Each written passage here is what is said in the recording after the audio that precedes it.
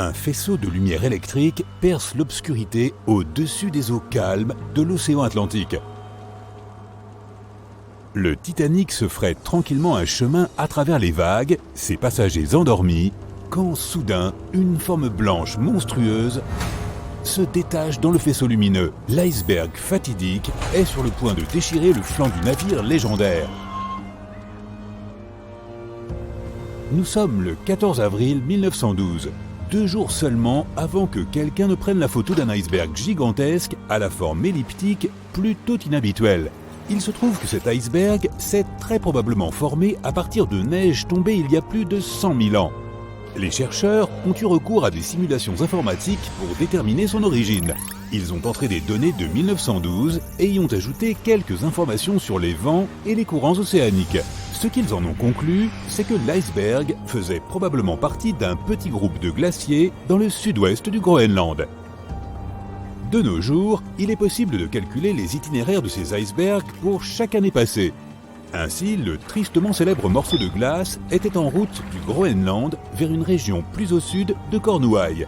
Si le navire était passé par cette région seulement 2 jours plus tard, l'iceberg se serait évidemment éloigné du point où ils se sont croisés.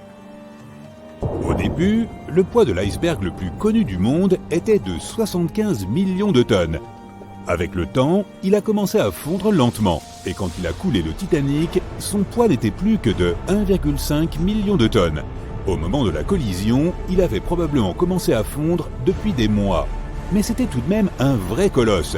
Quand le Titanic a coulé, l'iceberg faisait 120 mètres de long, et il émergeait des eaux à plus de 30 mètres de hauteur. Certaines personnes pensent que c'est une superlune qui aurait fait couler le Titanic. Cette nuit-là, un événement lunaire rare s'est produit, qui n'était pas arrivé depuis 1400 ans. Dans des conditions normales, un tel iceberg n'aurait pas pu s'aventurer aussi loin au sud sans fondre et perdre l'essentiel de sa masse. Mais cette superlune aurait pu être à l'origine d'une marée inhabituellement haute, qui a éloigné l'iceberg du glacier bien plus vite que d'habitude. Il existe un type spécifique de bactéries qui consomment lentement les restes du Titanic. La corrosion saline, les courants océaniques, les températures glaciales et enfin ce micro-organisme mangeur de rouille pourrait à terme consommer l'épave entière. L'actrice américaine Dorothy Gibson se trouvait à bord du Titanic. Elle a survécu et lorsqu'elle est arrivée à New York, elle a presque immédiatement commencé à tourner un film intitulé « Rescapé du Titanic ». Ce film est sorti seulement 1 mois après le naufrage du paquebot et Gibson s'est astreinte à porter les mêmes chaussures et les mêmes vêtements qu'elle avait pendant la catastrophe.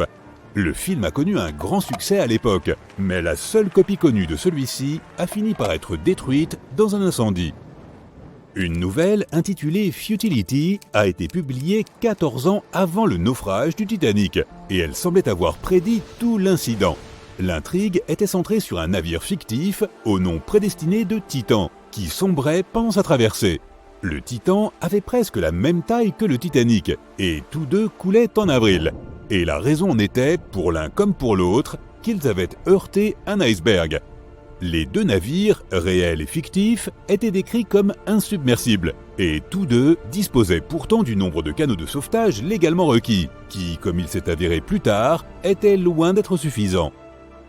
Nous l'avons bien vu dans le film, mais des histoires d'amour véritables se sont aussi déroulées sur le Titanic. 13 couples ont même entrepris la traversée dans le cadre de leur lune de miel. L'un de ces couples était même propriétaire du grand magasin Macy's à New York. Lorsqu'il est devenu évident que le Titanic sombrait rapidement, l'épouse a refusé de monter dans un canot de sauvetage sans son mari.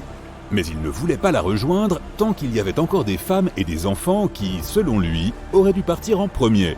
Sa femme a alors cédé son manteau à sa domestique et elle a insisté pour qu'elle prenne sa place dans le canot de sauvetage. La dame, quant à elle, a décidé de rester avec son mari jusqu'à la fin. Certaines personnes pensent que le Titanic a coulé à cause d'une momie et non d'un iceberg. Tout a commencé près de 1000 avant Jésus-Christ avec une femme mystérieuse qui vivait alors en Égypte, dans la ville de Thèbes. On savait peu de choses sur elle, mais on a déduit qu'il s'agissait d'une prêtresse. Sa momie avait été placée dans un sarcophage de bois et recouverte d'un lourd couvercle orné de son visage et de quelques inscriptions mystiques. L'emplacement de sa tombe était resté secret jusqu'à la première moitié du 19e siècle, lorsqu'un groupe d'habitants est tombé dessus par hasard, mettant fin à des millénaires de tranquillité. Personne ne sait comment, mais la momie a disparu ce jour-là sans laisser de traces.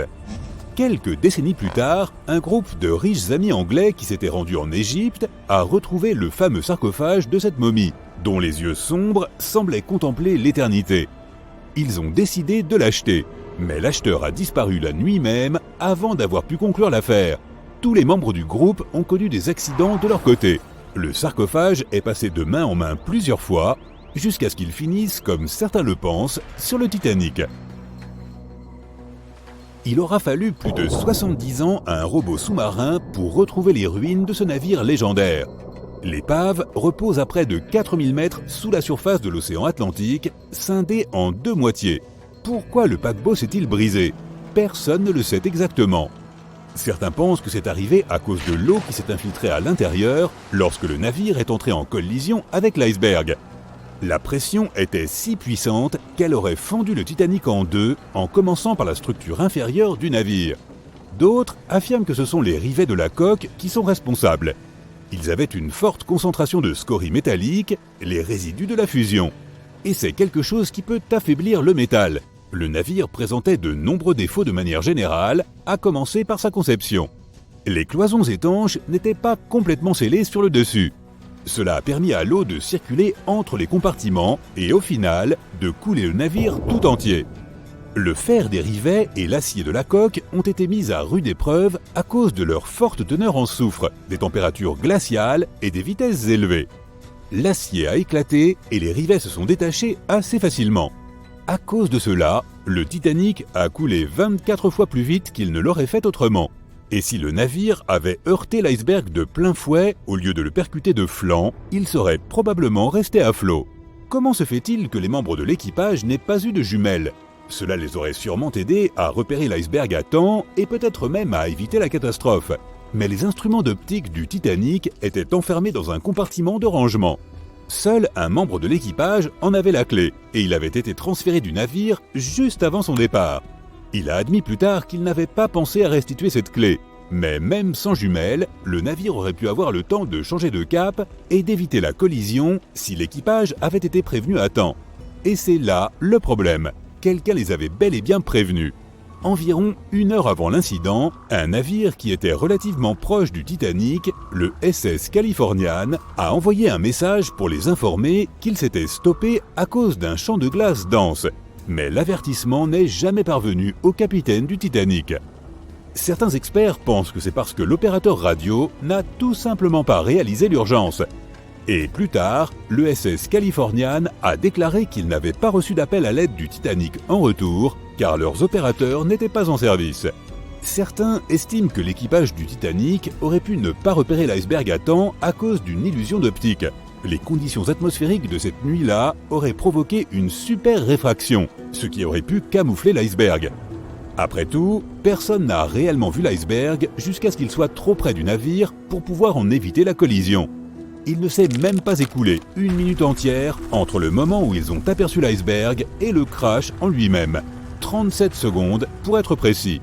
Et il aura fallu 2 heures et 40 minutes au Titanic pour disparaître sous l'océan. Le 3 octobre 1849, un journaliste du journal local de Baltimore, Joseph Walker, s'est rendu dans une taverne. Alors qu'il s'approchait du bâtiment, il a vu un homme allongé dans le caniveau. Walker s'est approché de l'homme pour le ramener à la raison. Il portait des vêtements sales, avait mauvaise mine et marmonnait quelque chose. Il lui a demandé son nom. L'homme a répondu « Je m'appelle Edgar Allan Poe ». Toutes les choses effrayantes et mystérieuses, les romans policiers et la science-fiction proviennent d'Edgar Allan Poe. Il a inventé un tout nouveau genre qui a inspiré des milliers d'écrivains et de réalisateurs à créer des histoires effrayantes et fascinantes. C'est l'un des auteurs les plus célèbres du monde, mais malheureusement, sa vie a été sombre et tragique. Et la fin de sa vie est aussi sombre et mystérieuse que ses histoires. Poe est né dans une famille de comédiens en 1809 à Boston, dans le Massachusetts. La première tragédie de sa vie s'est produite alors qu'il n'avait que 2 ans. Il est devenu orphelin à cet âge car sa mère était décédée et son père a quitté la famille. Un couple de Richmond, John et Frances Allan, ont alors adopté le jeune garçon. John Allan travaillait comme marchand, il gagnait bien sa vie et a offert à Edgar une excellente éducation. Ce dernier est entré à l'université de Virginie où il a pris l'habitude de jouer de l'argent. Un jour, Edgar a perdu beaucoup. Il n'a pas pu rembourser sa dette et son père adoptif a refusé de l'aider. À cause de ses dettes, Poe a été privé de tout financement et envoyé à Richmond où une autre tragédie personnelle lui est arrivée. Le jeune écrivain est tombé amoureux d'une belle jeune femme, Sarah Elmira Royster. Edgar voulait l'épouser, mais elle a choisi un autre homme et s'est fiancée avec lui. Cela a brisé le cœur d'Edgar et lui a peut-être donné l'impulsion pour commencer à écrire. Il admirait particulièrement le poète britannique Lord Byron et voulait gagner de l'argent grâce à la poésie et aux nouvelles. À 18 ans, Poe a déménagé à Boston et a publié son premier livre, Tamerlane et autres poèmes. Cet ouvrage ne lui a pas rapporté d'argent. Il n'a pas été très diffusé et n'a même pas été revu par la critique. De nombreux historiens ont douté de l'existence de ce livre, mais on en a trouvé un exemplaire au British Museum en 1876. D'après les archives, il y aurait eu environ 50 exemplaires de Tamerlane et autres poèmes au total. Et il n'en reste que 12 de nos jours. Les experts en livres rares considèrent que le premier livre d'Edgar Allan Poe est l'un des exemplaires les plus précieux de la littérature américaine du 19e siècle. En 2009, ce livre a été vendu aux enchères pour plus de 662 000 $. L'exemplaire précédent avait été vendu pour 225 000 $. Mais Poe n'a pas reçu un centime pour ce livre. Il s'est endetté, a mené un style de vie assez malsain et a continué à écrire des nouvelles. Cela n'a pas duré longtemps, car il a dû rejoindre l'armée où il a servi pendant 2 ans. Ensuite, Poe s'est rendu à New York. Cette fois, il a obtenu un emploi de critique pour un magazine local où il a écrit de nombreuses critiques sur les histoires d'autres écrivains. Poe a créé un style de critique très sévère en littérature. Mais il a aussi écrit ses propres poèmes et un jour, il a rencontré le succès. En 1845, Poe a écrit son poème le plus célèbre, Le Corbeau. C'est l'histoire d'un homme qui vit son amour non réciproque et qui discute avec un corbeau qui parle lors d'une soirée sombre. Ce poème a fait de lui un poète célèbre. Le Corbeau a été publié dans presque tous les magazines et journaux du pays. Les gens reconnaissaient le poète dans les rues et citaient son poème. La haute société de New York l'a invité dans des clubs privés. Poe est enfin devenu célèbre. Il a connu un succès international. Il avait la célébrité que tout écrivain peut désirer, mais il n'avait toujours pas beaucoup d'argent. Il a reçu entre 9 et 15 $ pour Le Corbeau et des honoraires d'environ 120 $ pour les éditions publiées. À propos, Poe a été le premier auteur américain qui a réussi à vivre de l'argent qu'il gagnait avec ses écrits. 15 $, ce n'était pas grand-chose même à l'époque, mais ce succès lui a donné une chance d'avancer dans sa carrière.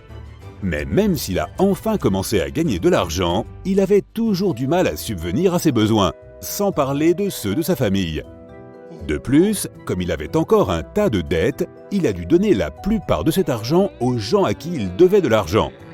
Au début de l'année 1846, les choses ont empiré pour lui. Pour commencer, il a perdu son emploi à plein temps de critique littéraire. Le magazine pour lequel il travaillait a fait faillite, et Poe s'est à nouveau retrouvé sans argent. Sa principale source de revenus était les conférences. Les gens qui y assistaient étaient ravis des performances brillantes et audacieuses de l'écrivain. Il critiquait le milieu littéraire injuste et de nombreux écrivains de son époque. Il organisait aussi d'impressionnantes soirées de poésie. Les critiques des spectacles de Poe étaient toujours bonnes, mais pour une raison ou une autre, la popularité de ses conférences a diminué en même temps que le prix des billets. Poe, sa femme et la mère de celle-ci ont alors déménagé dans le Bronx où une autre tragédie s'est produite. Virginia Poe, la femme de l'écrivain, est décédée à 24 ans. On dit qu'il n'a jamais réussi à se remettre émotionnellement de cette perte. Il a poursuivi ses conférences et l'écriture de ses nouvelles. Il voulait se remarier pour combler le vide dans son cœur. C'est peut-être pour cela qu'il fréquentait toujours les tavernes et les bars. Le 27 septembre 1849, Poe a embarqué sur un bateau à vapeur à Richmond, en Virginie, à destination de Philadelphie. Il avait été engagé pour éditer un recueil de poèmes d'une poétesse américaine. Ce qui s'est passé les 6 jours suivants reste un mystère. Mais le 3 octobre, le docteur Joseph Snodgrass, qui connaissait l'écrivain, a reçu une lettre d'un journaliste d'un journal local de Baltimore, Joseph Walker, affirmant qu'il avait trouvé un homme avec des vêtements sales dans un caniveau. L'homme avait l'air bouleversé et disait qu'il s'appelait Edgar Allan Poe. Le docteur Snodgrass était surpris, car Edgar était censé être à Philadelphie et éditer des poèmes. Il est immédiatement allé rejoindre Poe dans la taverne. Son regard était vide, ses paroles inintelligibles, et il portait les vêtements de quelqu'un d'autre. Le docteur l'a immédiatement envoyé à l'hôpital.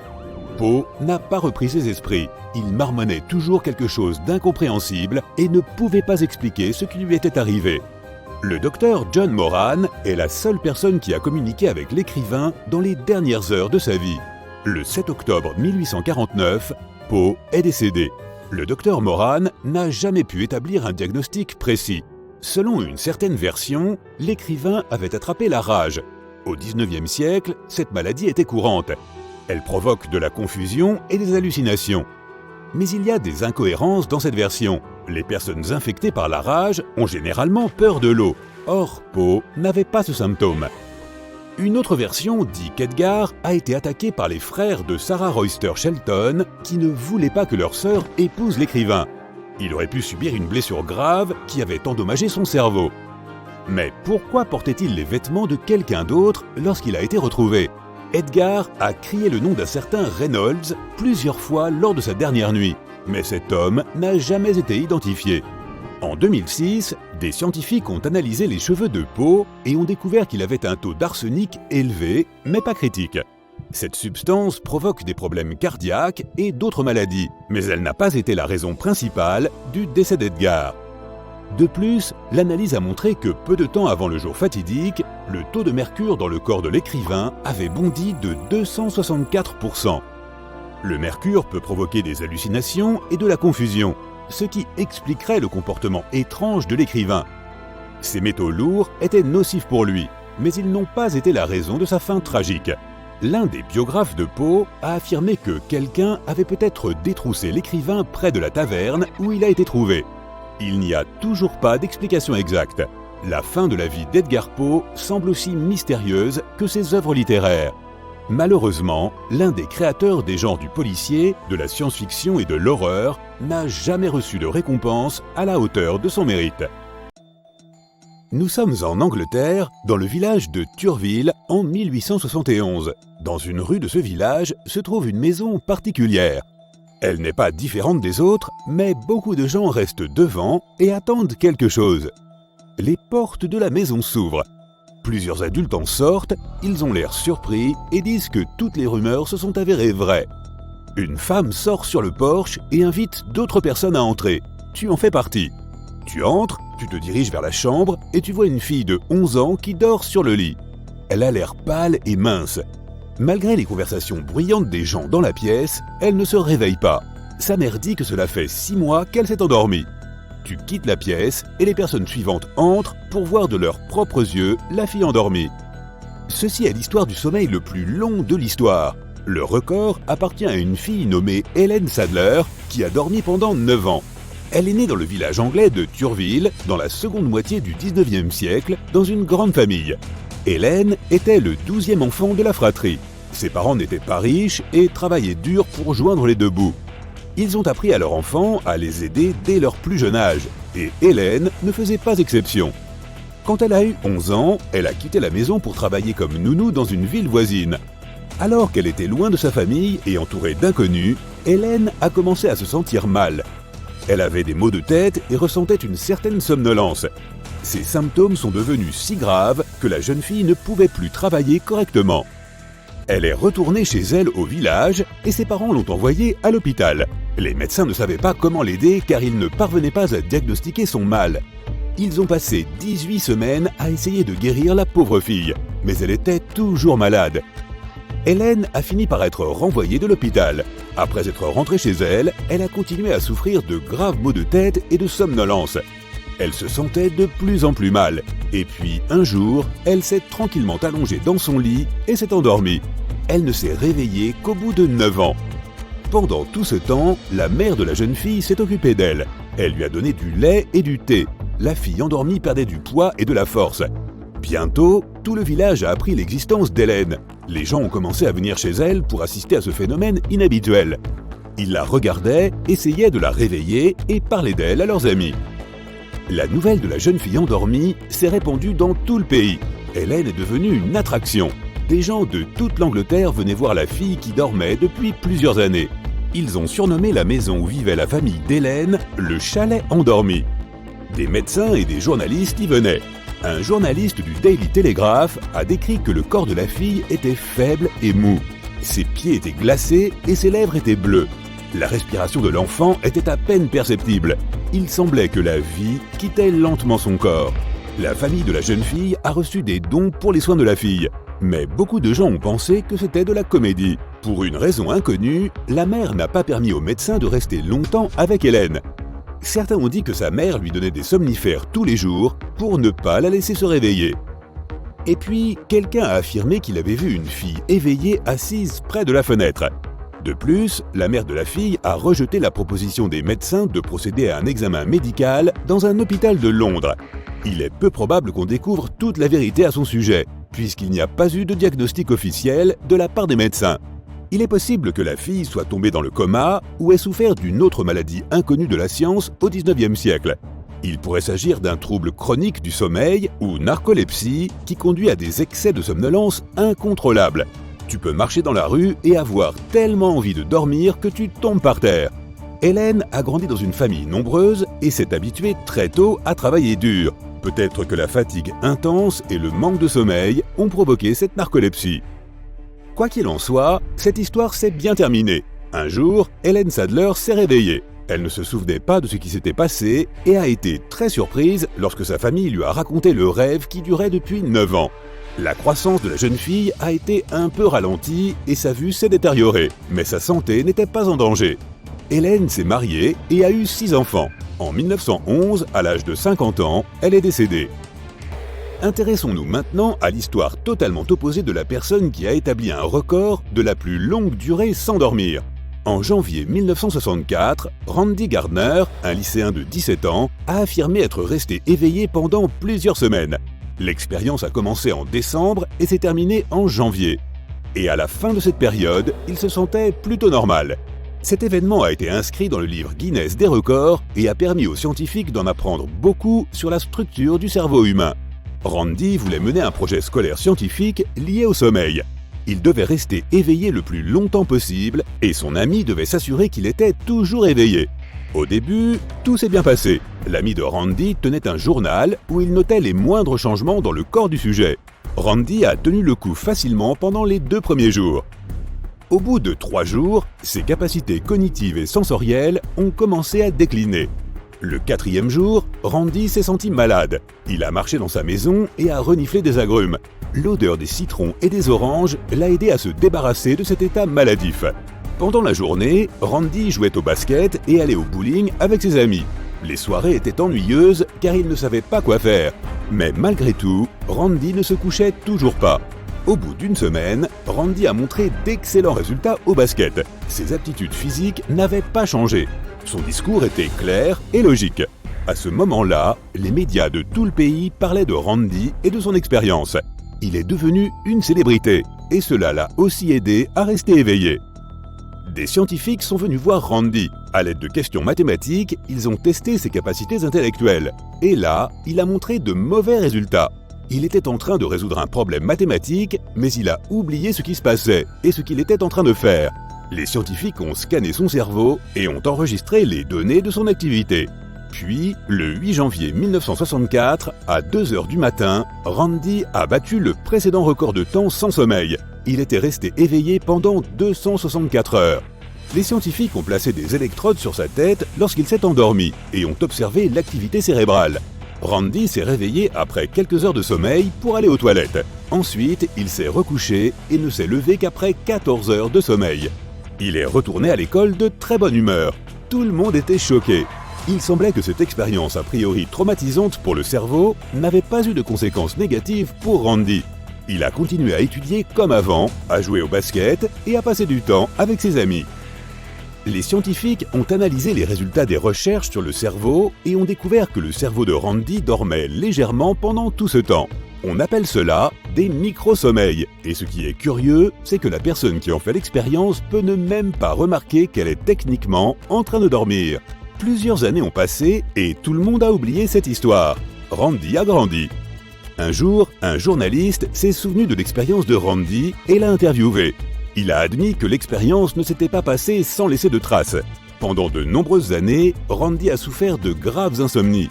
Cela le rendait fou. Il a consacré beaucoup de temps et d'efforts pour surmonter cette maladie. Heureusement, il a réussi à adapter son régime de sommeil. Randy dormait 6 heures par jour et ça lui suffisait. Répéter cette expérience est une mauvaise idée. Même 2 jours sans sommeil représentent un stress important pour le corps. Pendant des milliers d'années, les gens ont survécu à la faim et à des conditions de travail difficiles. Notre cœur est entraîné à subir des charges élevées et notre corps peut survivre à des situations difficiles. Mais dans toute l'histoire de l'humanité, notre corps n'a jamais eu à faire face au manque de sommeil. L'évolution ne nous a pas appris à surmonter des nuits blanches sans conséquences.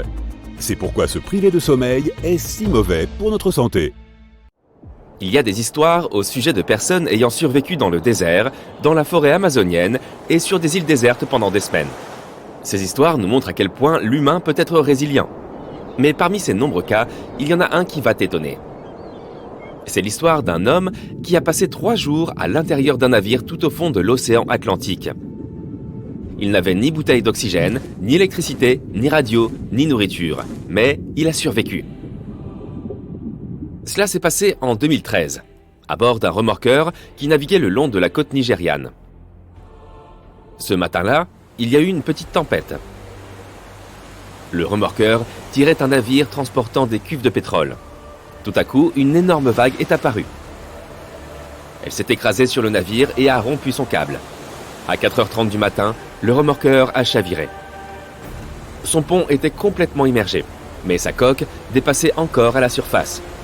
Le bateau s'est ensuite mis à couler. Les 12 membres d'équipage ont été pris au piège. Ils étaient tous dans leur cabine, fermés à clé. Leur porte était verrouillée parce qu'il y avait des pirates dans cette zone. Et à cause de cette précaution, ils se virent dans l'impossibilité de sortir de leur cabine. L'un d'entre eux, le cuisinier Harrison Okene, se trouvait dans la salle de bain au moment de l'incident. Il vit la pièce se retourner. Il tomba sur le plafond. Tous les objets lui tombèrent sur la tête. Il était abasourdi et ne comprenait pas ce qui lui arrivait. Lorsqu'il entendit les cris des autres membres d'équipage, il comprit que le bateau était en train de couler. Harrison fit tout ce qu'il put pour se relever. En s'agrippant aux parois, il réussit à sortir de la cabine. Le niveau de l'eau s'élevait maintenant au-dessus de sa tête. Il retint son souffle et plongea. Intuitivement, poussé par la peur, il atteignit la salle des machines. Il y avait là une petite poche d'air. Cette salle n'était pas entièrement inondée. L'eau n'y avait pas entièrement pénétré et il y avait encore de l'air pour respirer. Harrison comprit alors que c'était l'endroit le plus sûr du navire. Il n'avait ni eau potable ni nourriture. La pièce était froide et humide. Le sol était trempé et les pieds de Harrison commençaient à geler. Il n'avait presque aucune chance de survivre. Il trouva une boisson gazeuse et un gilet de sauvetage auquel étaient attachées 2 lampes de poche. À ce moment-là, le navire se trouvait au fond de l'océan, à une profondeur de 30 mètres, soit à peu près la hauteur d'un immeuble de 10 étages. La coque du navire subissait une pression énorme et grinçait de manière sinistre. Et Harrison entendit soudain un bruit étrange de l'autre côté de la porte. C'étaient des requins et d'autres poissons venus inspecter les lieux. C'est à ce moment que Harrison commença à perdre espoir. Le manque de vivres et la pression n'étaient pas ses seuls problèmes. La poche d'air était petite et il ne disposait que de peu d'oxygène. En 24 heures, une personne consomme environ 10 mètres cubes d'air. La réserve d'Harrison lui permettrait de tenir moins d'une journée. En dépit de cela, il parvint à survivre dans ces conditions pendant 60 heures. Et ce, grâce à l'eau qui l'entourait. La pression autour du navire comprimait l'air de manière inhabituelle. Mais la respiration du cuisinier représentait elle aussi un problème. Lorsque nous inspirons, nous absorbons de l'oxygène. Lorsque nous expirons, nous rejetons du CO2. Cette substance est dangereuse pour la santé si sa concentration dans l'air est de 5%. Harrison remplissait lentement la pièce de CO2. Et il ne pouvait pas sortir. Il avait de plus en plus de mal à respirer. Mais là encore, il eut de la chance. L'eau absorbe le dioxyde de carbone. Et par ses mouvements, Harrison favorisait ce processus d'absorption. Ainsi, à son insu, il parvint à maintenir le niveau de CO2 au-dessous du seuil critique. Mais il n'était pas encore sorti d'affaire. Il courait le risque d'une crise d'hypothermie. Cela se produit lorsque la température de notre corps descend au-dessous de 35 degrés. Il fait souvent très froid et nos perceptions sont affectées. On ne comprend plus où l'on est, ni ce qui nous arrive. La conscience est altérée et certains individus chercheront instinctivement un endroit où se cacher. Ce comportement étrange est une réaction autonome du tronc cérébral et est similaire à la conduite adoptée par les mammifères sur le point d'hiberner. Certaines personnes se mettront même à creuser le sol à main nue. Il ne faut environ que 2 heures à un adulte pour geler et perdre connaissance. La cabine d'Harrison était remplie d'eau glacée. Il n'aurait pas survécu dans de telles conditions s'il était resté près du sol. Mais il parvint à construire une petite plateforme à l'aide d'un matelas. Cela lui permit de rester au-dessus de la surface. Les heures passant, la peur et le désespoir gagnaient de plus en plus l'esprit du pauvre cuisinier. S'il ne pouvait pas sortir, c'était pour de nombreuses raisons. L'une d'entre elles était que seul un peu de lumière pénètre à une telle profondeur. Et Harrison n'y voyait absolument rien. Sa boisson était presque vide et les lampes de poche ne fonctionnaient plus. L'homme se retrouva dans l'obscurité totale. Mais les secours étaient proches. Pendant que les sauveteurs cherchaient les éventuels survivants, il pensait à sa famille et à sa vie. À un moment, il vit des rayons de lumière à travers un trou de l'épave. Des plongeurs se trouvaient à proximité. C'était là sa seule chance de survivre. Harrison sortit de la poche d'air et nagea vers les sauveteurs. Il progressait dans l'obscurité. Mais la lumière provenant de la lampe du plongeur disparut soudain. Il essaya de retrouver le plongeur, mais celui-ci se trouvait maintenant de l'autre côté du pont. Il commençait à manquer d'oxygène, alors il retourna vers sa poche d'air. Ses poumons ne lui permettaient pas de continuer. Il faillit se noyer, mais il réussit quand même à atteindre la salle des machines. L'essentiel était de ne pas désespérer. Il pouvait encore s'en tirer.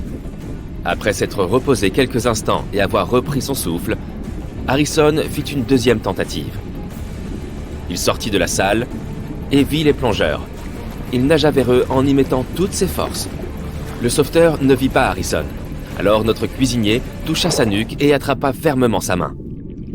Le plongeur eut tout d'abord peur, mais il comprit vite qu'il avait un survivant en face de lui. Harrison nagea ensuite jusqu'à la salle des machines pour trouver un peu d'air, et le plongeur le suivit. Tu trouveras facilement un enregistrement vidéo de ce plongeur sur Internet.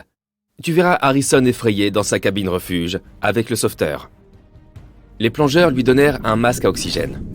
Ils étaient stupéfaits d'avoir trouvé un survivant. Harrison ne put remonter immédiatement à la surface à cause de la pression. Il avait passé environ 60 heures au fond de la mer.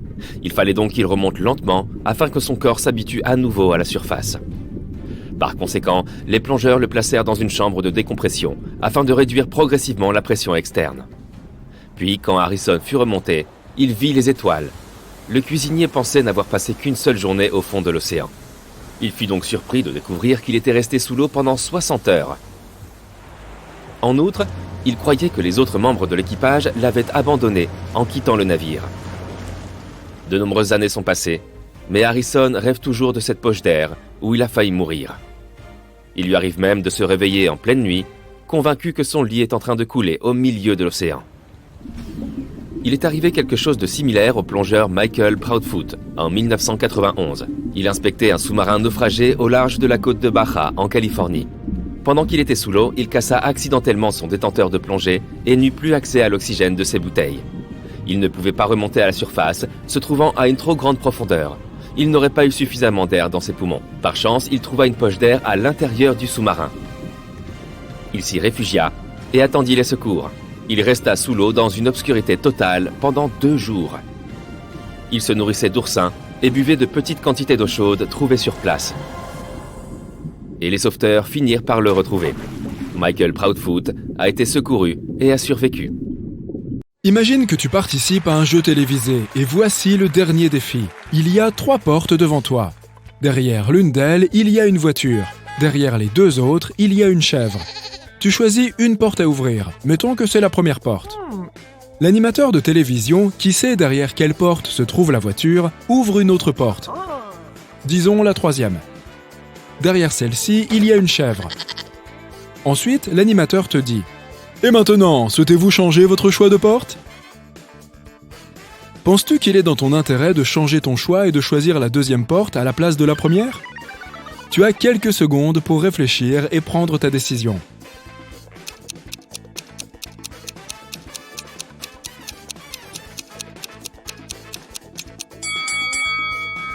Tu as fait ton choix ? Ce problème est appelé le problème Monty Hall, du nom de l'animateur d'un jeu télévisé où cette situation s'est présentée. Et voici ce qu'ont dit les chercheurs et les mathématiciens à l'époque. Changer de choix de porte n'a aucun sens. Lorsque tu en as choisi une en premier, tes chances de tomber sur la voiture étaient de 1 sur 3.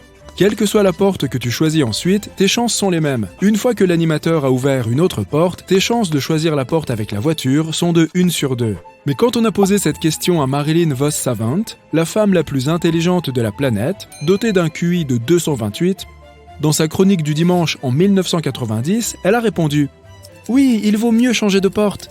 La première porte a 1 chance sur 3 d'être gagnante, tandis que la deuxième a 2 chances sur 3. » Sa réponse a provoqué un déferlement de critiques. Madame Vos Savant a reçu des milliers de lettres d'insultes, dont 90% lui disaient à quel point elle avait tort et qu'elle manquait de connaissances mathématiques de base. Beaucoup de ces lettres provenaient de mathématiciens et de chercheurs reconnus.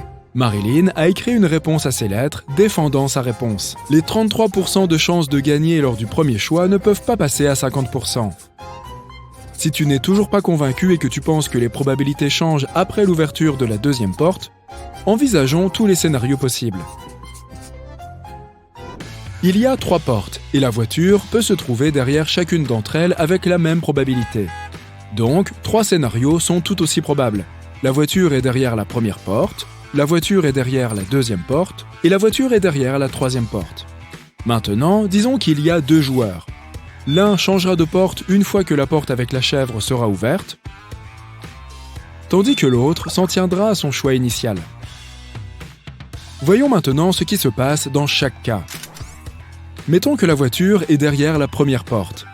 Les 2 joueurs choisissent d'abord la première porte. L'animateur ouvre l'une des 2 autres portes, peu importe laquelle, car il y a une chèvre derrière chacune d'elles. Le premier joueur va alors passer à l'autre porte, tandis que le deuxième va rester sur la première. Dans ce cas, le deuxième gagnera la voiture. Chercheur 1, Marilyn 0. Mais considérons les 2 autres scénarios. Maintenant, mettons que la voiture est derrière la deuxième porte. Une fois encore, les 2 joueurs choisissent d'abord la première porte. L'animateur ouvre alors la troisième porte, celle avec la chèvre.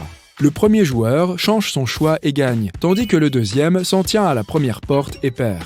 1 partout. Le dernier scénario est celui où la voiture se trouve derrière la troisième porte. Les 2 joueurs choisissent d'abord la première porte. Cette fois, l'animateur ouvre la deuxième porte, car la deuxième chèvre est là. Le premier joueur passe à la troisième porte et gagne, tandis que le deuxième joueur reste sur la première porte et perd.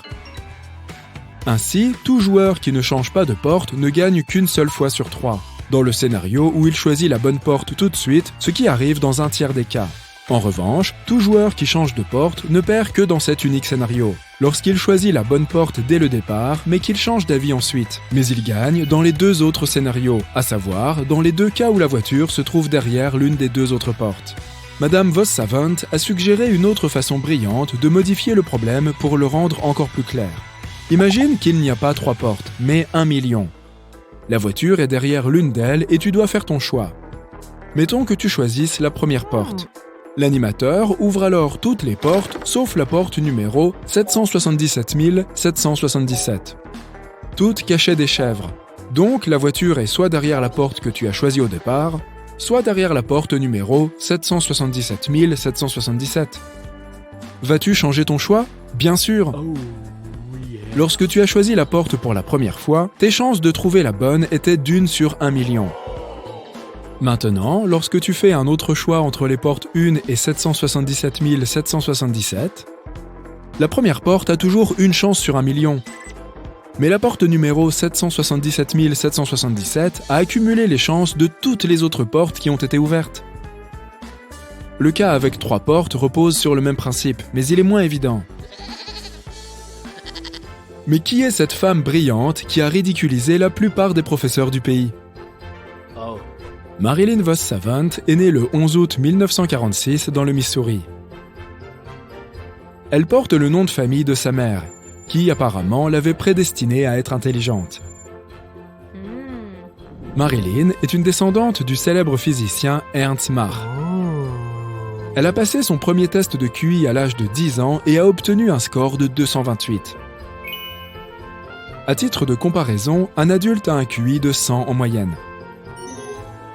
Ses parents connaissaient l'intelligence exceptionnelle de leur fille, mais ils l'ont gardée secret afin qu'elle puisse vivre une vie normale. Son rêve était de devenir écrivaine. À l'adolescence, elle écrivait pour des journaux locaux en utilisant des pseudonymes. Elle voulait faire ce métier à plein temps, mais pour cela, elle avait besoin d'une sécurité financière.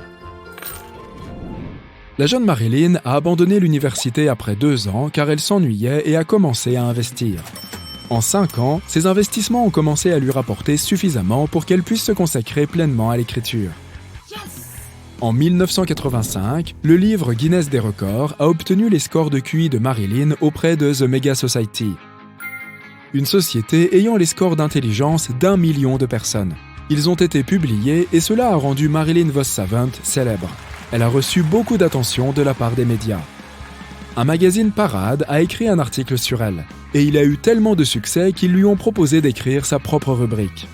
Bien sûr, Marilyn a profité de cette opportunité. Elle a lancé la rubrique Ask Marilyn, où elle répondait à des questions délicates, résolvait des énigmes et publiait les siennes. C'est là qu'elle a donné sa célèbre réponse au problème de Monty Hall. Mais ce n'était pas le seul problème controversé qu'elle a résolu. En voici un autre.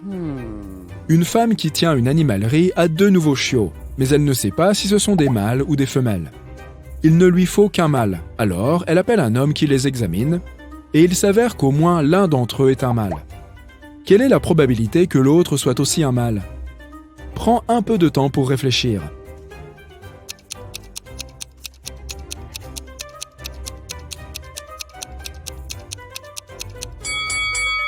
Voici ce que la plupart des gens répondent. Il y a 3 scénarios possibles. 2 mâles, 2 femelles ou un mâle et une femelle. Puisque l'un d'eux est un mâle, il y a maintenant 2 options possibles. 2 mâles ou un mâle et une femelle. Par conséquent, la probabilité d'avoir 2 mâles est de 1 sur 2. Pourtant, Marilyn Vos Savant a répondu « 1 chance sur 3 ». Cela a déconcerté le public, mais la clé du problème réside dans le fait que les 2 chiots sont différents et qu'il est donc important de les différencier. Appelons-les chiot A et chiot B.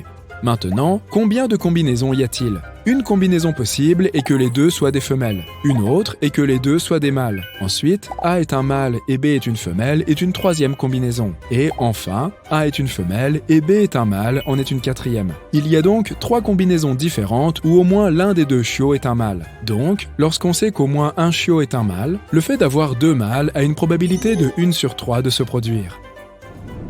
En plus de 35 ans de résolution de milliers d'énigmes de ses lecteurs, Madame Vos Savant n'a fait que 2 erreurs, et elle les a décrites dans sa chronique. Aujourd'hui, Madame Vos Savant a 76 ans et elle tient toujours sa rubrique Ask Marilyn. Alors, n'hésite pas à y jeter un coup d'œil. Tout le monde fixe l'hôtesse de l'air alors qu'elle passe tout en hâte devant les passagers. Elle ignore toutes les demandes qui lui parviennent et se précipite vers le cockpit. Tout le monde se regarde confusément. Y a-t-il un problème avec l'avion? Derrière toutes ces personnes inquiètes, un homme est assis patiemment et attend que son plan se déroule. Personne n'est conscient du danger qu'ils encourent tous. C'est Thanksgiving. Tout le monde monte dans un avion en partance de Portland, Oregon, vers Seattle, dans l'État de Washington. C'est les vacances. Ça ressemblerait presque à une journée typique à l'aéroport, si ce n'était pour l'arrivée de D.B. Cooper. Personne ne l'a remarqué et personne ne se doute de rien. C'est un homme mystérieux. Et quand on dit mystérieux, c'est dire que D.B. Cooper n'est même pas son vrai nom. Aujourd'hui encore, personne ne connaît sa véritable identité.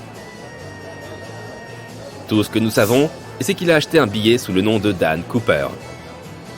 Mais les médias se sont emparés de l'affaire et ont commencé à le présenter comme D.B. Cooper.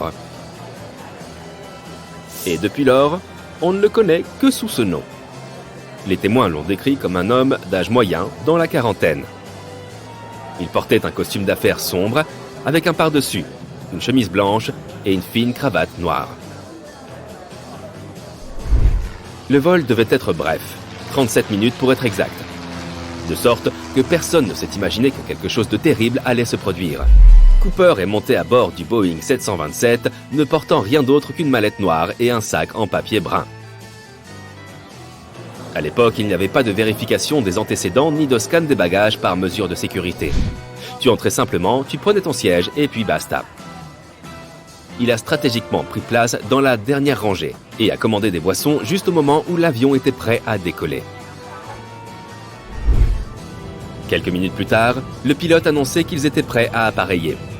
Les passagers à bord ne se préoccupaient que de la délicieuse dinde qui les attendait et de rejoindre leurs familles respectives d'ici moins d'une heure. Cooper, lui, avait d'autres plans et a attendu que l'avion soit en plein vol. Il a remarqué que tout le monde vaquait à ses occupations. Il avait une note sur lui et attendait que l'hôtesse de l'air s'approche pour la lui confier.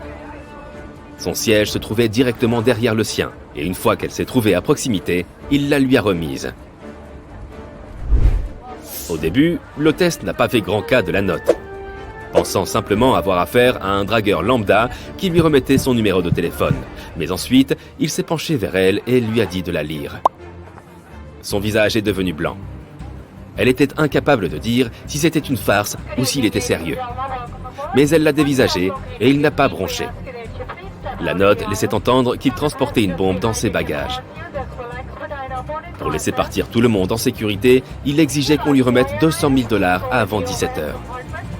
Cela peut sembler peu d'argent à exiger pour un homme en pareille position de force. Mais c'était pas mal pour l'époque.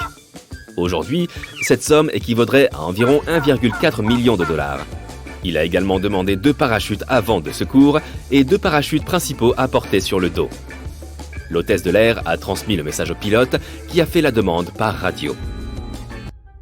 Au début, personne n'a remarqué quoi que ce soit, mais les passagers ont fini par avoir vent des plans de Cooper. Ils ont bien remarqué que l'hôtesse de l'air semblait agitée et mal à l'aise. Une fois qu'ils ont atterri à Seattle, Cooper était loin d'avoir fini. Selon les gens à bord, il semblait confiant dans son projet.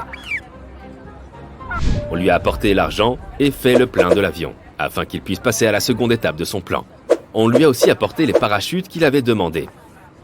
Il était très méticuleux quant à l'ordre dans lequel ses demandes étaient satisfaites. Il n'a évidemment laissé personne descendre de l'avion tant que l'argent ne lui avait pas été remis. Il a exigé 4 parachutes civils que les autorités ont réquisitionnés dans une école de parachutisme. Ce n'est qu'une fois en possession de ceux-ci qu'il a autorisé les passagers à partir. Les seules personnes restées dans l'avion étaient 3 membres de l'équipage et 3 membres du personnel de cabine. Cooper perdait patience à mesure que le ravitaillement en carburant de l'avion semblait tarder. Et en plus de cela, l'argent ne lui avait pas été remis dans un sac à dos, comme il l'avait requis. Selon les témoins, c'était un homme calme et il ne s'en est pris à personne. Puis finalement, l'avion a redécollé. Personne ne connaissait la suite de son projet. Il a montré le plan de vol aux pilotes et leur a dit de voler en direction de Mexico, aussi lentement que possible, et de maintenir une altitude inférieure à 3000 mètres.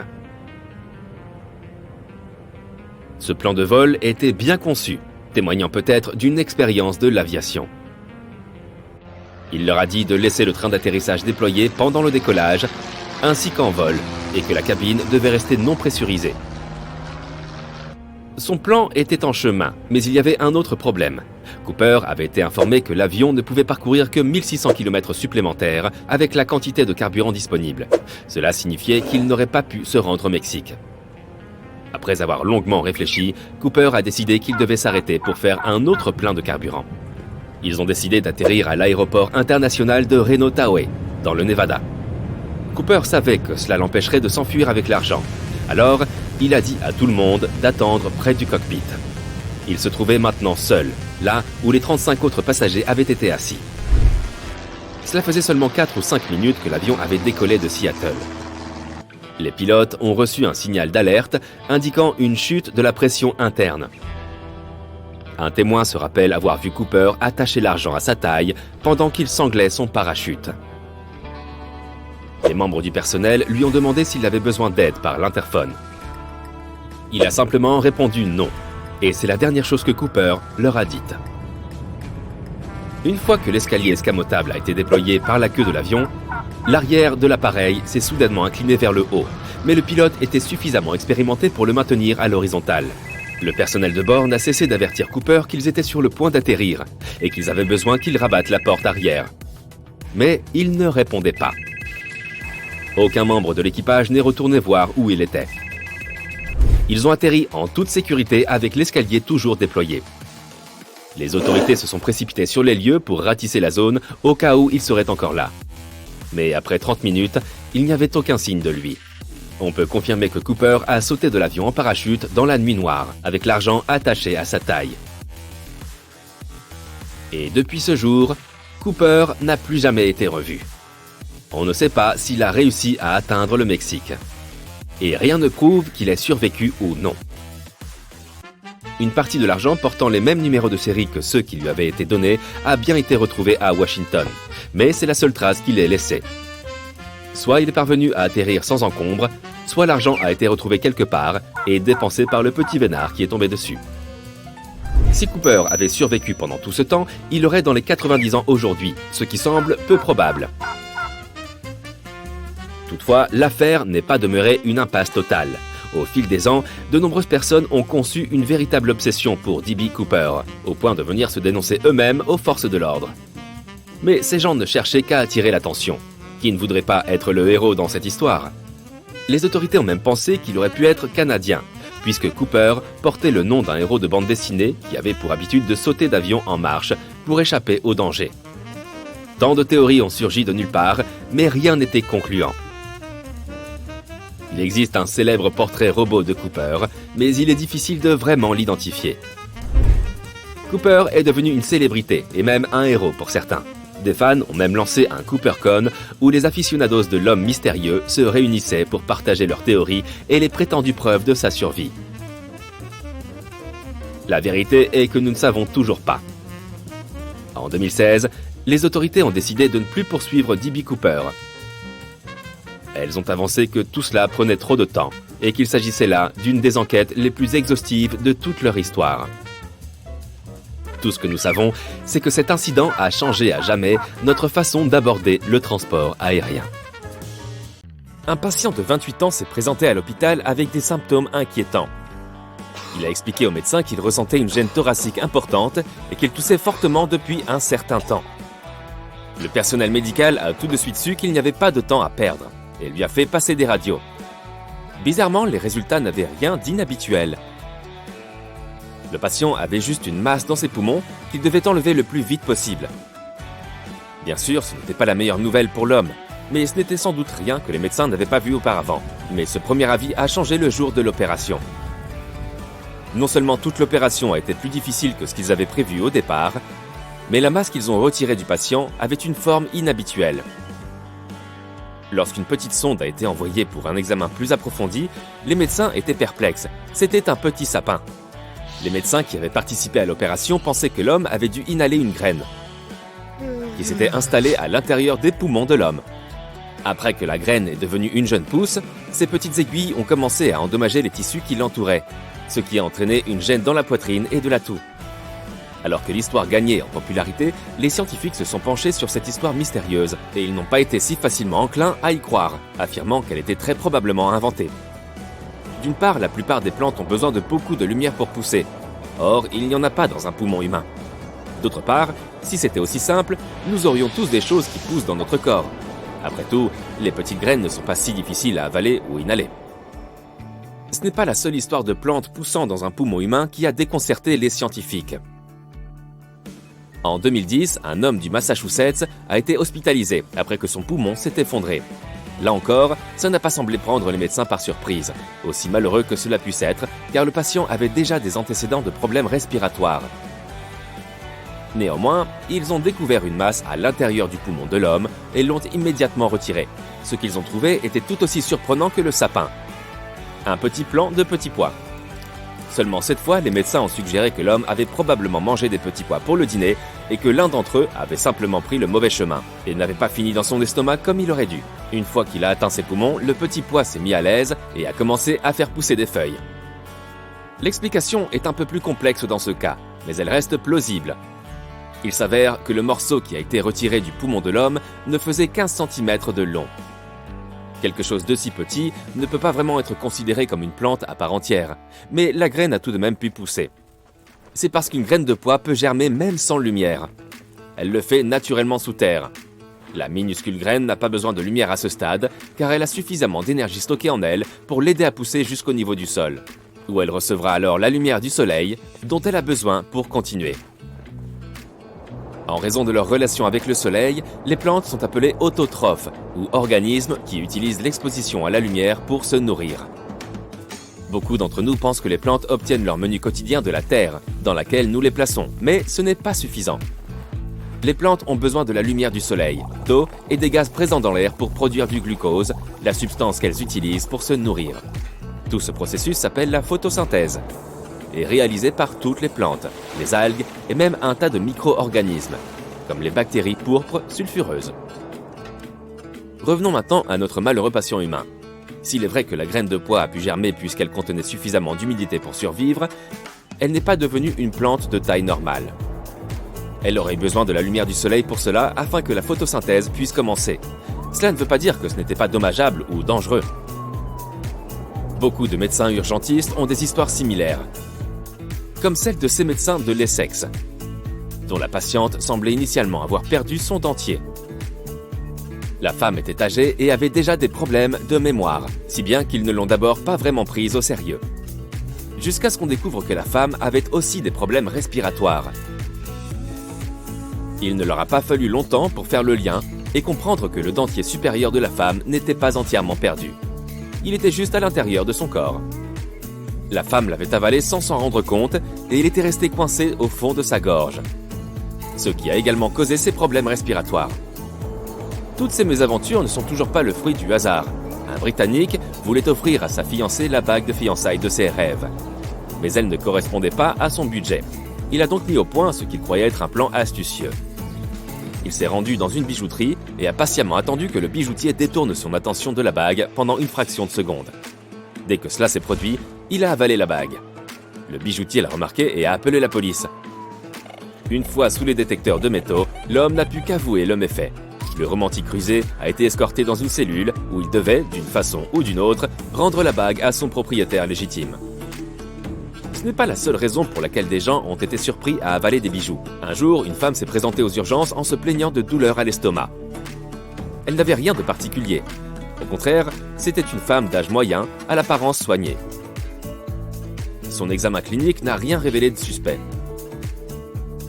Mais les radios ont donné des résultats beaucoup plus probants. En regardant les images, les médecins étaient perplexes. Tout un tas de bijoux étaient coincés dans l'estomac et les intestins de la femme.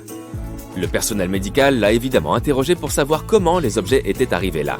Et sa réponse était encore plus surprenante.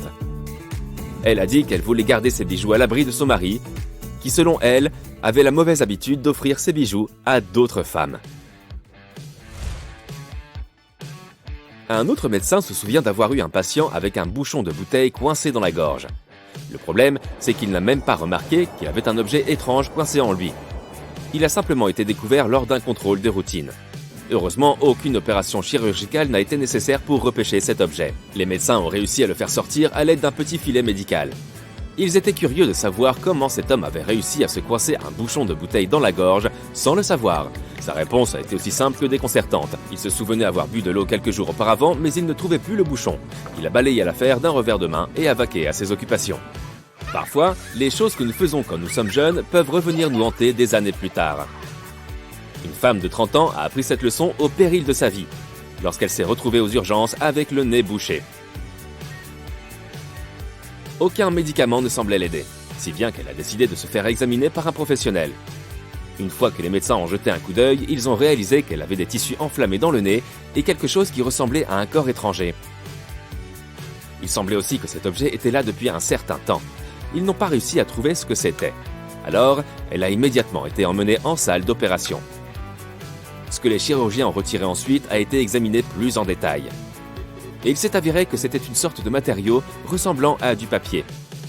Après qu'ils l'ont interrogée, la femme s'est effectivement souvenue d'avoir fourré du papier dans son nez quand elle était petite. Mais elle était tout aussi surprise que les médecins que le petit morceau soit resté là, dans son nez, pendant plus de 20 ans. Certaines extractions de corps étrangers sont plus compliquées que d'autres. Un enfant s'est retrouvé aux urgences après avoir fourré le jouet en plastique de son frère dans son nez. Alors que les médecins essayaient de le retirer avec précaution, l'enfant a toussé et le jouet est descendu dans sa gorge et dans son estomac. Les médecins et la famille de l'enfant ont patiemment attendu que le garçon fasse passer le jouet vers sa destination finale. C'était sans doute sa façon à lui de le rendre gentiment à son frère. Debout, debout, une nouvelle journée débute dans l'ère victorienne. Voici Daphné, une londonienne typique du 19e siècle. Elle et son mari John sont des gens ordinaires de cette époque. Malgré les rumeurs courantes du 21e siècle, ils ne se sont pas mariés si jeunes. En fait, à l'époque, peu de gens se mariaient avant l'âge de 22 ans. Il serait bien plus facile de se lever s'il ne faisait pas si froid dans leur maison. Daphné et John ne sont pas très riches. Ils ne pouvaient donc pas s'offrir le chauffage central de style victorien, qui consiste en une cheminée à charbon avec des grilles en fer. Pourtant, même les classes plus aisées qui en sont équipées n'ont pas spécialement envie de l'allumer, car ce type de chauffage revient assez cher. Donc, la seule chose qui empêche Daphné et les autres londoniens de geler dans leur maison est un vieux tapis. Et oui, tu ne veux vraiment pas marcher sur ce sol pieds nus. Pour couronner le tout, en raison de l'absence totale de ventilation dans les pièces, l'air de toutes les maisons victoriennes est assez étouffant. Les médecins préconisent donc d'ouvrir les fenêtres pendant la nuit pour laisser sortir toutes les mauvaises odeurs. Daphné se réveille généralement seule car son mari travaille à l'usine et doit être ponctuel. Pour cela, il fait appel au service des knocker-uppers. Ces gens se promènent dans les rues tôt le matin et tapent tout simplement sur les carreaux des fenêtres. C'est une alternative plutôt économique aux montres et aux horloges. Pour démarrer sa journée du bon pied, au moyen d'une toilette sommaire, tout ce dont Daphné a besoin, c'est d'un bol, d'un seau, d'un morceau de tissu et de savon.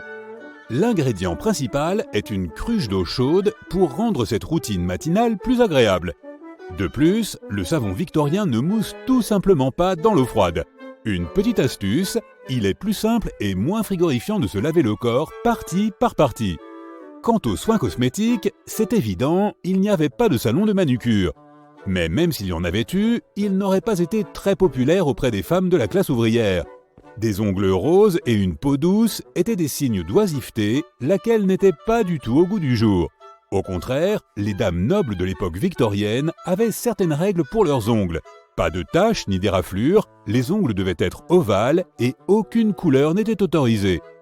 Alors que les grandes dames utilisaient du citron pour protéger leurs mains des taches de rousseur, les femmes prolétaires comme Daphné optaient pour du saindoux afin d'adoucir leur peau. Daphné et de nombreuses autres femmes victoriennes travaillent à la maison. Non, elle n'a pas à répondre à une douzaine d'appels sur Zoom chaque jour, mais elle est plutôt douée en couture, de sorte qu'elle peut travailler en chemise de nuit comme beaucoup de gens le font aujourd'hui. Contrairement à sa femme, John travaille 16 heures par jour dans une usine, et c'est tout à fait normal pour l'époque victorienne. Mais s'il était avocat, par exemple, il travaillerait moins, de 8 heures à 19 heures. Quant aux bourgeois, ils se consacraient généralement à leurs affaires de 10 heures à 16 heures. Sans téléphone portable, John ne peut pas vraiment commander un Uber et doit donc marcher la bagatelle de 6 km pour aller et revenir du travail chaque jour. Au lieu de taxi, il y avait des calèches tirées par des chevaux. Mais ces trajets pouvaient parfois blesser les gens en raison de l'absence de suspension, d'autant que les sièges étaient étroits et inconfortables. On trouvait également des omnibus tirés par des chevaux, mais les passagers se plaignaient souvent que dès que le cheval s'arrêtait, pour un oui ou pour un non, il pouvait être facilement projeté sur la chaussée. Est-ce que tu sautes le petit déjeuner ou est-ce que tu prends quelque chose à la hâte avant de partir comme le fait John ? Si c'est le cas, tu as cela en commun avec les travailleurs de l'époque victorienne. Leur petit déjeuner dépendait souvent de l'accessibilité de leur lieu de travail. Si celui-ci était facilement accessible à pied, ils pouvaient partager un petit déjeuner copieux avec leur famille. Sinon, le repas du matin était assez rapide et plutôt frugal. Nous allons donc te proposer un petit quiz sur le petit déjeuner victorien typique de la classe ouvrière. A. Un toast à l'avocat accompagné d'un smoothie. B. Un croissant et un cappuccino. C. Un bout de pain et une boisson mousseuse à base d'orge. Wep, c'est bien du pain ou parfois du porridge, selon la région de l'Angleterre où l'on travaillait, et cette boisson à base d'orge est plus connue sous le nom de bière, dont on pensait alors qu'elle était pleine de vitamines essentielles à une autre dure journée. Par ailleurs, tout cela ne nécessitait aucune cuisson, une sorte de fast-food victorien. Cependant, beaucoup de gens préféraient le thé, et le café et le cacao ont aussi commencé à gagner en popularité à l'époque. Sur le chemin du travail, John se fait éclabousser par une calèche. « Oh, je n'ai plus qu'à aller me changer alors !» Il n'y a rien de mieux que de porter une chemise fraîche avec un soupçon de cet adoucissant au parfum fleuri, pense-t-il. Non, je plaisante. Il n'y avait pas d'adoucissant parfumé à l'époque. Sa femme Daphné n'a jamais entendu parler de machine à laver, pas plus que d'adoucissant. Et les gens n'aimaient guère faire la lessive à l'époque. La principale raison de ce manque d'engouement était que ce processus pouvait prendre jusqu'à 3 jours. Quiconque en avait les moyens payait certainement quelqu'un d'autre pour le faire. Problème numéro 1, pas d'eau chaude dans les maisons. Problème numéro 2, lorsque les gens faisaient chauffer de l'eau pour leur linge, cela accaparait toute la cuisine de la maison. Plus aucun espace libre dans la cuisine. La lessive commençait toujours par l'inspection des vêtements pour voir s'ils n'étaient pas troués afin de les raccommoder avant ce vigoureux processus de lavage. Ensuite, les vêtements devaient être trempés. Le samedi était généralement le jour de trempage. Ce processus pouvait prendre des heures, car certaines substances comme la boue se dissolvaient facilement dans l'eau, John en a de la chance, mais d'autres nécessitaient plus de temps.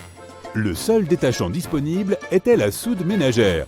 Le lundi matin, les vêtements étaient bien trempés et prêts à être lavés. Certaines personnes utilisaient du savon sur les endroits où la graisse avait tendance à s'accumuler, comme les cols, mais le savon demeurait assez cher. Venaient ensuite les opérations de lavage, d'essorage et l'étendage de tout ce linge pour le faire sécher.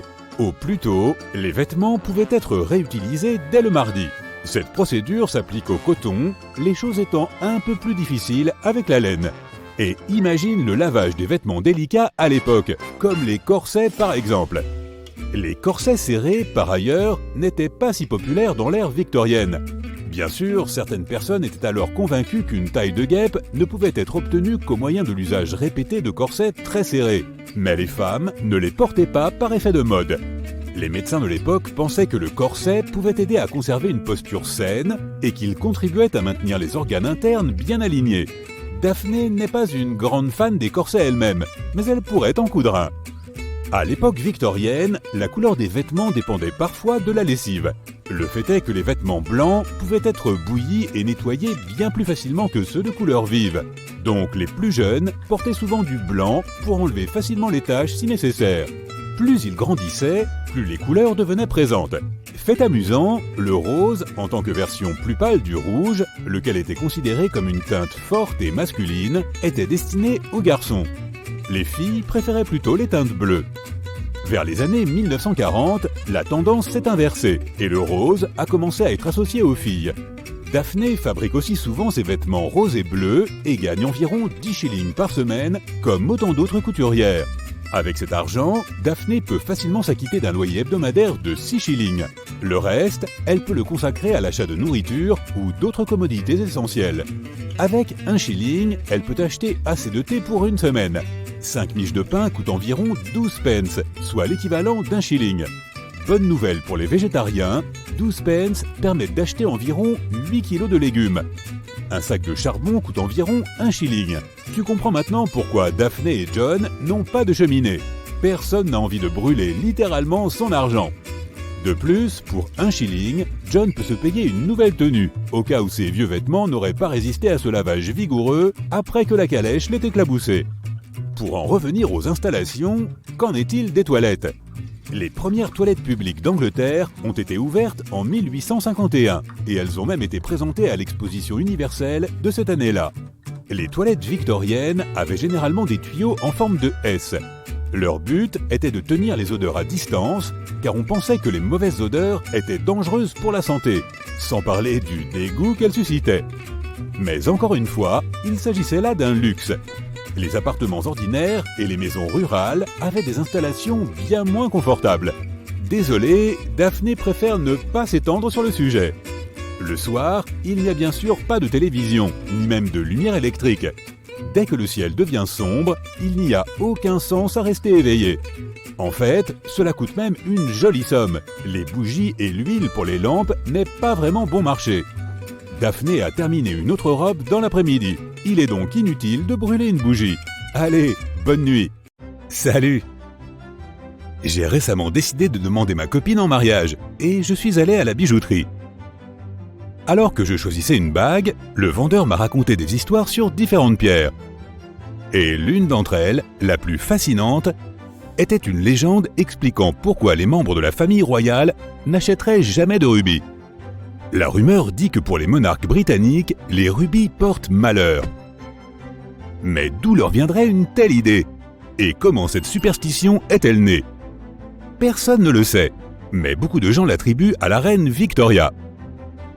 L'histoire raconte que la monarque du 19e siècle n'aimait pas du tout cette magnifique gemme rouge. Comme tu le sais, Victoria, l'arrière-arrière-grand-mère d'Élisabeth II, était très influente, particulièrement en ce qui concernait la mode. Et tout ce qui plaisait à la reine des tendances devenait presque instantanément incontournable. Pour preuve, rappelons que les robes de mariée en satin blanc ne sont devenues populaires qu'après le mariage de la reine Victoria avec le prince Albert en 1840.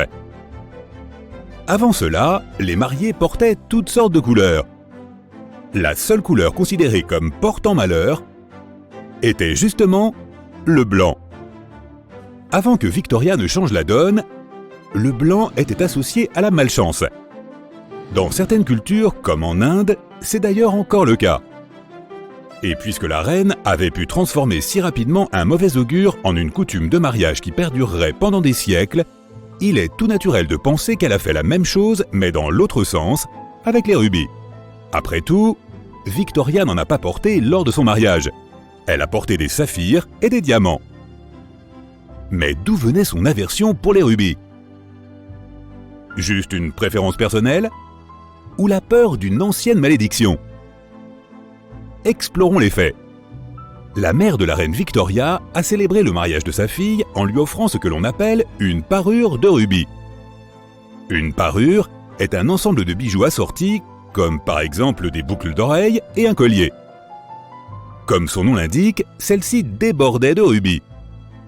Avant de la céder à son tour, Victoria a arboré la couronne qui faisait partie de l'ensemble durant de nombreuses occasions. Il existe aussi une légende selon laquelle ce serait son mari qui avait une phobie des rubis et qui aurait interdit ces pierres précieuses le jour de leur mariage. Mais il s'avère que c'est un mythe, car la bague de fiançailles de Victoria, en forme de serpent, était composée de minuscules rubis, de diamants et d'une émeraude. Donc, bien que la reine Victoria ait lancé de nombreuses tendances, l'idée que les rubis portent malheur n'en faisait pas partie. Tous les membres de la famille royale britannique évitent-ils les rubis. Quoi qu'il en soit, cette pierre précieuse rouge a plusieurs fois porté malheur. Les mariages qui ont suivi des fiançailles assortis d'un rubis n'ont pas semblé résister à l'épreuve du temps. À commencer par celui de la princesse Margaret, sœur d'Élisabeth II, et celui de Sarah, duchesse d'York, qui avait été mariée au fils de la reine, Andrew. Toutes deux avaient des bagues de fiançailles en rubis, et leurs mariages n'ont pas duré.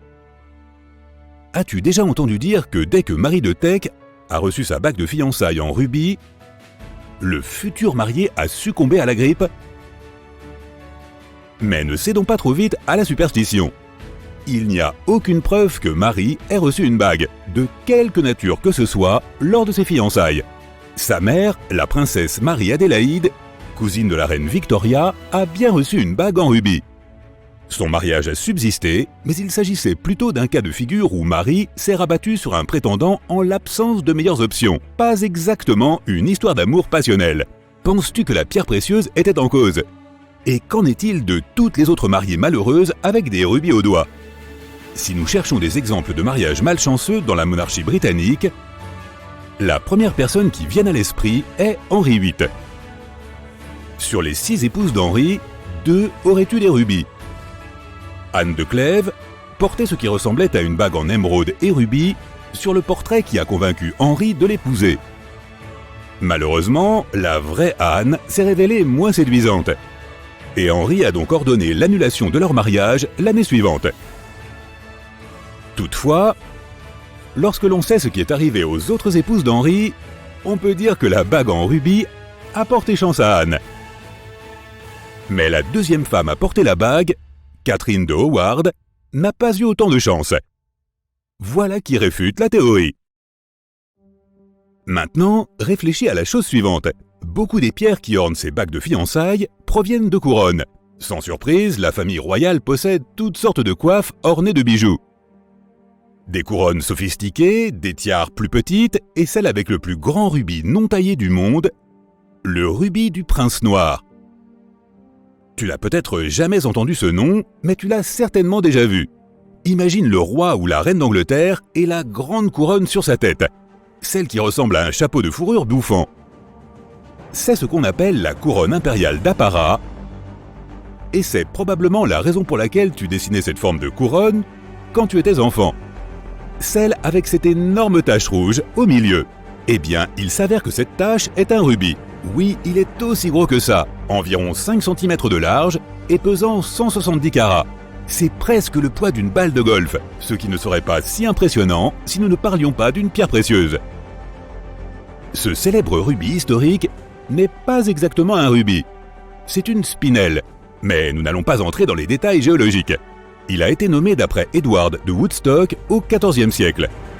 Celui-ci était surnommé le Prince Noir en raison de l'armure et du bouclier noir qu'il portait. Edward a obtenu le rubis d'un autre roi, Pierre le Cruel de Castille, en échange de son aide afin de récupérer son trône. Mais avant qu'Edward ne mette la main dessus, le joyau géant avait son propre passé mystérieux et troublant. Certaines personnes pensent que le rubis avait été maudit par l'émir de Grenade, à qui Pierre le Cruel l'avait pris. Rien ne prouve que Pierre ait à nouveau maudit le rubis avant de le céder à Edward. Mais il est difficile d'imaginer qu'un homme surnommé le Cruel se sépare paisiblement d'un bijou de cette taille. Le rubis du prince noir a-t-il porté chance ou malchance à la famille royale? Cela dépend du point de vue.